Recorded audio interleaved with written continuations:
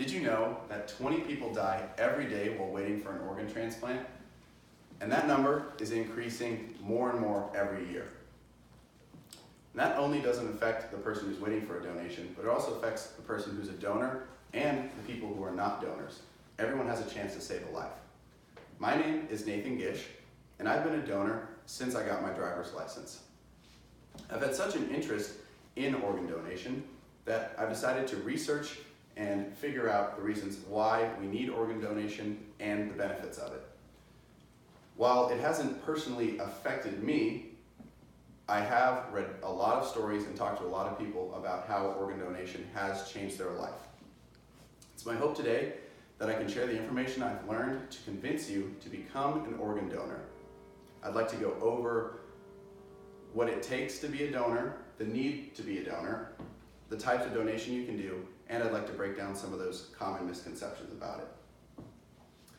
To get a perspective, there's about 114,000 people on the wait list for organ donation.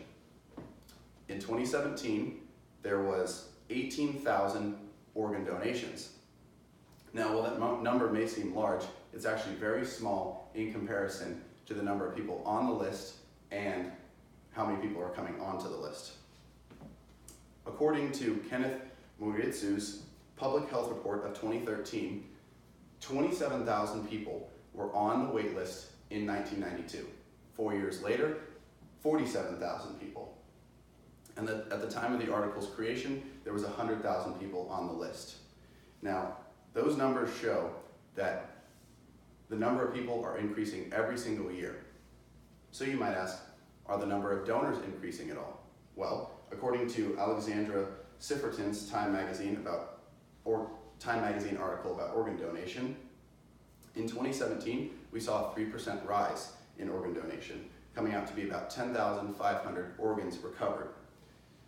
Now, she attributes a lot of that increase to the organ donation organizations increasing their outreach and really sharing with everybody the benefit of organ donation. But it's very important to remember that unless the number of donors matches the rate at which the organ donors on the list need, we can never really solve the problem.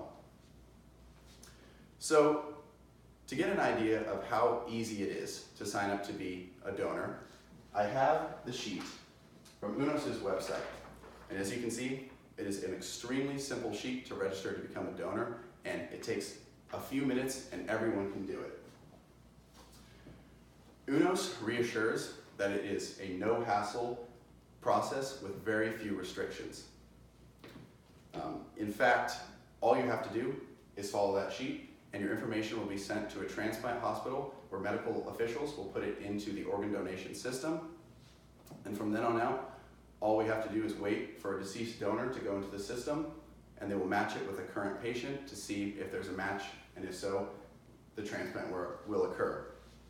It's a no-hassle process, and UNOS again says that there's no stress to the donor. You don't even have to worry about it. It's all handled by medical officials. So maybe now you're considering being a donor. Now, what types of donations can you do? There are two types of donations, living and deceased donations. Now, while the latter is a bit more uncomfortable to talk about, it is a very real reality. We will all die at some point, and we have to make a decision on what we want to do with our body after it. A living donor can donate tissue and partial donations of things like kidneys. Deceased donors, being the nature of their state, can donate a lot more things. In fact, they can donate everything from heart to skin to bone to lungs, liver, pancreas, and so on and so forth. And what's cool about it is deceased donors can actually help up to 10 people. So, now you see there's so much benefit in donation, but there's still those misconceptions that people have about what it is. One misconception is that you can leave this decision up to your family. Now, if you are 18 years old, this can be an issue because if you haven't signed the proper legal documents, your family is going to be left in the dark on whether or not they can decide that fate for you. Another thing is that maybe your religion doesn't adhere to organ donation. And according to the Australian Tissue and Organ Transplant, the vast majority of major religions actually encourage donation.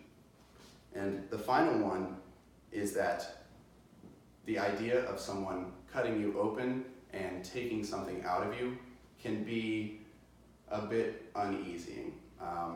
But rest assured that all extractions take place in the exact same environments that normal surgical procedures would happen in.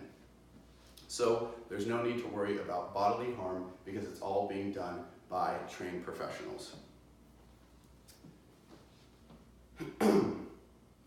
Now that I've given you kind of the baseline of what it means to be a donor, I'd like to go over again what I said.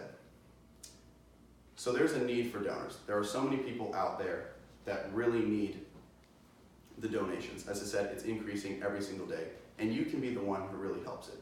I showed how the form is so easy to complete, and it takes no time at all.